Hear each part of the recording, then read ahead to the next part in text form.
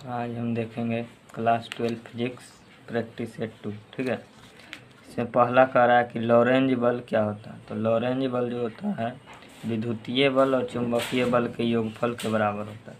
F equal to Q E हो गया विद्युतीय बल और F equal to Q E into V cross V ये हो गया चुंबकीय। दोनों के योगफल को ही लॉरेंज बल कहते हैं। ठीक है, उसके बाद कहता है कि एमीटर को विद्युत परिपथ में किस क्रम में जोड़ा जाता है। तो एमीटर को श्रेणी क्रम में जोड़ा जाता है और वोल्टामीटर को समांतर क्रम में जोड़ा जाता है।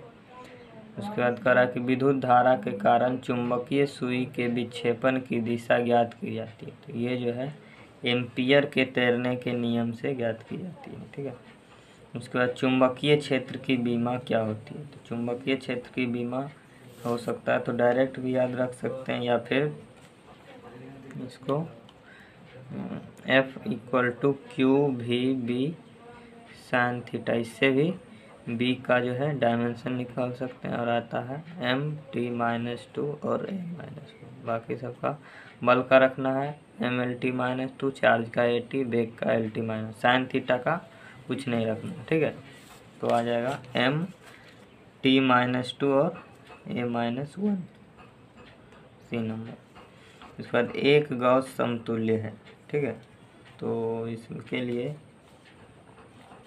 जानते हैं कि एक टेस्ला होता है 10⁴ गॉस। ठीक है, तो एक गॉस इक्वल टू 1/10⁴ यानी 10⁻⁻4 टेस्ला के बराबर। ठीक है, एक गॉस होगा। ठीक है, 10⁻⁻4 टेस्ला। उसका गतिशील आवेश उत्पन्न करता है। तो गतिशील आवेश जो है विद्युतीय क्षेत्र चुंबकीय क्षेत्र के साथ दोनों उत्पन्न करता है। ठीक है, और स्थिर आवेश केवल विद्युतीय क्षेत्र उत्पन्न करता है। ठीक है, गतिशील आवेश जो है विद्युतीय और चुंबकीय दोनों उत्पन्न करता है। उसके बाद करा कि फ्लेमिंग के बाएं हाथ में तर्जनी क्या प्रदर्शित करता है। तो इस तरीक़ा से होता है फ्लेमिंग के। तो ये जो है चुंबकीय क्षेत्र दायां हाथ रहे या बायां हाथ रहे इसको कहते हैं तर्जनी। ये हो गया मध्यमा और ये अंगूठा। ठीक है, कोई भी हाथ रहे उसमें तर्जनी जो है चुंबकीय क्षेत्र की दिशा को प्रदर्शित करता है। उसके बाद कहता है कि म्यू नोट का मान क्या होता है। तो म्यू नोट का मान जो 4π × 10⁻⁷ टेस्ला मीटर प्रति एम्पियर होता है। बियो-सावर्त नियम के अनुसार क्या सही है। ठीक है, तो बियो-सावर्त नियम कहता है कि dB इक्वल टू IDL के कांस्टेंट हो गया IDL साइन थीटा बटा r स्क्वायर। तो ये जो है I के समानुपाती है, DL के समानुपाती है, साइन थीटा के समानुपाती है और 1/r² के भी समानुपाती है। तो इसलिए ये सभी हो जाएगा।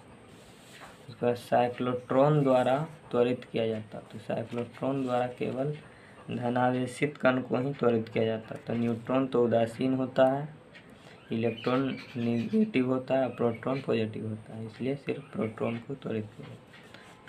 उसके बाद चल कुंडली गैल्वेनोमीटर का क्या सिद्धांत है। चल कुंडली गैल्वेनोमीटर जो है बल आघूर्ण के सिद्धांत पर कार्य करता है। उसके बाद आदर्श एमीटर का प्रतिरोध क्या होता है। तो ये होता है 0 और आदर्श वोल्टामीटर का जो होता है अनंत होता है। चुंबकीय प्रेरण क्षेत्र की इकाई क्या है। तो ये इसका वेबर प्रति मीटर स्क्वायर भी होता है क्योंकि फाई इक्वल टू BA होता है।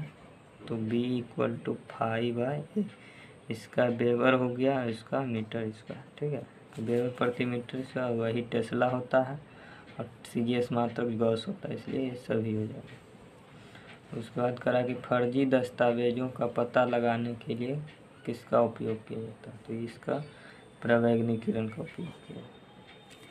अति उच्च रेडियो तरंग का परास। रेडियो तरंग में 6 प्रकार का होते हैं, उसमें से उच्च तरंग का जो परास होता है 3 मेगाहर्ट्ज से 50 मेगाहर्ट्ज होती है।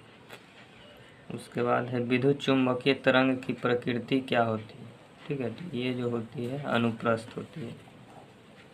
उसके बाद नेक्स्ट है कि आदर्श ट्रांसफार्मर की दक्षता क्या होती है यानी क्षमता। तो वो जो है आदर्श ट्रांसफार्मर के लिए 100% होती है। उसके बाद विद्युत अनुनाद के लिए सही शर्त क्या है? तो इसके लिए सही शर्त होता है कि XL इक्वल टू XC, यानी ओमेगा L इक्वल टू 1/ओमेगा C।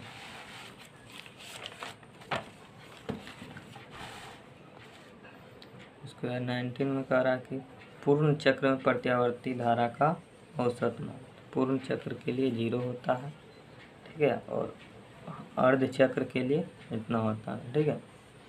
उसके बाद प्रत्यावर्ती स्रोत की तात्क्षणिक मान जो है इतना दिया गया है, तो RMS मान क्या होगी, ठीक है।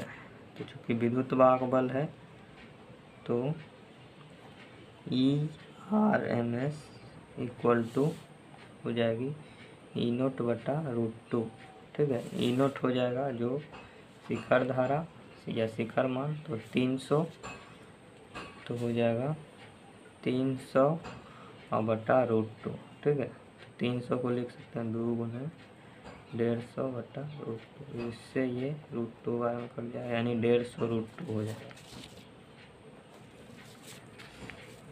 का दिष्ट धारा की आवृत्ति, तो उसके लिए दिष्ट धारा के लिए 0 हर्ज होती है, जबकि प्रत्यावर्ती धारा के लिए 50 हर्ज होती है।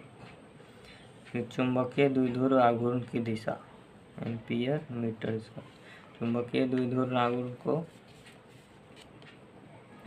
P इक्वल टू M/L द्वारा या 2L द्वारा सूचित। इसका होता है एम्पियर मीटर, लंबाई का मीटर, तो एम्पियर मीटर स्क्वायर चुंबकीय द्विध्रुव आघूर्ण की इकाई होगी। विद्युत चुंबक बनाने के लिए सर्वोपयोगी पदार्थ, तो नरम लोहा, ठीक है, और अस्थायी चुंबक के लिए स्टील। ध्रुव पर नमन कोण का मान, ध्रुव पर नमन कोण 0 डिग्री होता है। किसी पदार्थ का चुंबकीय आघूर्ण 0 है तो वह पदार्थ प्रतिचुंबकीय कहलाता है। विद्युत चुंबकीय तरंग जो है कौन नहीं है, एक्स किरण है, गामा किरण भी है, अल्फा किरण नहीं होता है, ठीक है। अल्फा किरण नाभिक से उत्पन्न होता है, ये नहीं है, ठीक है। दृश्य किरण भी होता है, इसलिए अल्फा किरण हो जाएगा। भारत में घरेलू प्रत्यावर्ती धारा की आवृत्ति अभी बताएं 50 हर्ट्ज होती है। अन्योन्य प्रेरकत्व का मात्रक क्या होता है, तो ये होता है हेनरी। उसका निम्न में से कौन ऊर्जा संरक्षण सिद्धांत पर आधारित है? किरचॉफ का द्वितीय नियम ऊर्जा संरक्षण पर है और लेंज का नियम भी ऊर्जा संरक्षण पर होता है, ये दोनों हो जाएगा। चुंबकीय फ्लक्स का मात्रक हो जाएगा वेबर या फिर टेस्ला मीटर स्क्वायर। चूँकि अभी बताएं 5/B, इसका टेस्ला और इसका मीटर स्क्वायर, तो हो गया टेस्ला मीटर स्क्वायर, ठीक है।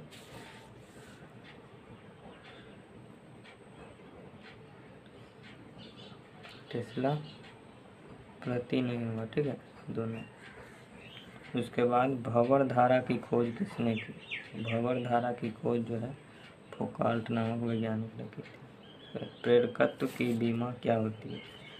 प्रेरकत्व की बीमा, उसके लिए सूत्र होता है, बीमा जो है किसी का भी याद नहीं रखना, उसको सूत्र के द्वारा निकालना है। तो प्रेरकत्व का फॉर्मूला था L=N∅/I। N हो गया नंबर, तो नंबर का नहीं लेंगे, फाई बराबर होता है B/A/I। B का होता है MT-2A-1, जो कि अभी यहाँ बताया है, ठीक है। और एरिया का L²/A, तो हो जाएगा ML² T-2 और A-2, ठीक है। ये हो जाएगा ए नंबर। LR परिपथ की प्रतिबाधा, प्रतिबाधा जब भी रहे तो ये हमेशा रूट में ही रहेगा, ठीक है। तो √R² + XL, चूँकि L है तो XL यानी ओमेगा L का स्क्वायर। प्रतिघात का क्या मात्रक होता है? तो प्रतिघात का मात्रक ओम होता है, ठीक है।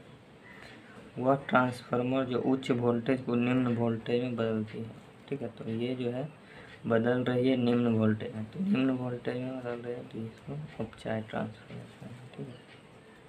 उसके बाद नेक्स्ट करा कि चौक कुंडली होती है। चौक कुंडली जो है एल आर परिपथ को चौक कुंडली कहा जाता है, ठीक है। इसलिए चौक कुंडली की प्रतिबाधा भी जो है इसके समान ही √r² का है। तो चौक कुंडली पूछे या एल आर परिपथ, दोनों की प्रतिबाधा यही होगी। उसके बाद है चुंबकीय क्षेत्र और विद्युतीय क्षेत्र के अनुपात की विमा। तो इसके लिए हम जानते हैं कि C बराबर होता है E/B, यानी विद्युतीय क्षेत्र बटा चुंबकीय क्षेत्र, ठीक है। इसको उल्टा कर देंगे, यानी कि B/E पूछ रहा, ये हो जाएगा 1/C, ठीक है। तो 1/C की विमा, C होता है प्रकाश की चाल, तो प्रकाश की चाल का LT-1, तो L-1 और T हो जाएगा, ठीक है। L-1 और T, L/R तथा R/C की विमाएँ क्या होती है, ठीक है। L/R और R/C दोनों जो है समय नियतांक है, ठीक है। इसलिए उसकी विमा T होती है, T और T, ठीक है। उसके बाद नेक्स्ट है प्रत्यावर्ती धारा जनित्र का क्या सिद्धांत है। तो ये जो है विद्युत चुम्बकीय प्रेरण के सिद्धांत पर काम करते हैं। उसके बाद विद्युत लेपन तथा विद्युत परिशोधन में उपयोग होता है, तो निर्दिष्ट धारा का उपयोग केवल होता है। उसके बाद विद्युत चुम्बकीय द्विध्रुव आघूर्ण की दिशा दक्षिण से उत्तर की ओर होती है, ठीक है। जबकि बाहर चुंबकीय क्षेत्र रेखा उत्तर से दक्षिण होती है, जबकि चुंबकीय द्विध्रुव आघूर्ण की दिशा दक्षिण से उत्तर होती है। उसका करा सिद्धांततः जो है विद्युत चुम्बकीय तरंग की खोज किसने, ये जो है मैक्सवेल ने की थी। किस विद्युत चुम्बकीय तरंग का सबसे अधिक तरंग दैर्घ्य होता है, सबसे अधिक होता है रेडियो तरंग का, और सबसे कम होता है गामा किरण का। उसके विद्युत चुम्बकीय तरंग की ऊर्जा विद्युतीय और चुंबकीय दोनों में समान रूप से विभाजित होती है। किसी चुंबक की सार्थक लंबाई ज्यामितीय लंबाई की कितनी गुनी होती है, तो ये जो होती है 5/6 गुनी या फिर 84% होती है, ठीक है। सर्वप्रथम किसने बताया कि पृथ्वी एक विशाल चुंबक की भांति व्यवहार करती है, ये बताए थे विलियम गिलबर्ट ने, ठीक है। भौगोलिक याम्योत्तर और चुंबकीय याम्योत्तर के बीच के कोण को चुंबकीय दिक्पात कहा जाता है, ठीक है। उसके बाद कहता है कि वह ताप जिस पर अनुचुंबकीय पदार्थ में बदल जाता है, लौह चुंबकीय पदार्थ जो है अनुचुंबकीय पदार्थ में बदल जाता है, उसको कहते हैं क्यूरी ताप। और लोहे के लिए 1043 केल्विन होती है, ठीक है।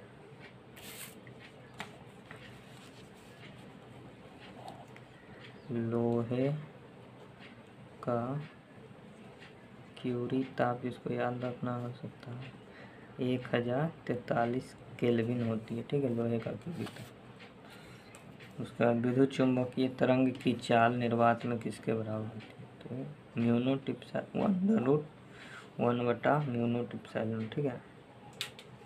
उसके बाद औसटन किसकी इकाई है, तो औसटन जो इकाई है वो है चुंबकत्व तीव्रता, ठीक है, चुंबकत्व तीव्रता, ठीक है। और 1 औसटन इक्वल टू होता 80 एम्पियर प्रति मीटर, ठीक है, प्रति मीटर, 80 एम्पियर प्रति मीटर, ठीक है। तो एम्पियर प्रति मीटर और औसटन दोनों जो है चुंबकत्व तीव्रता की इकाई, ठीक है।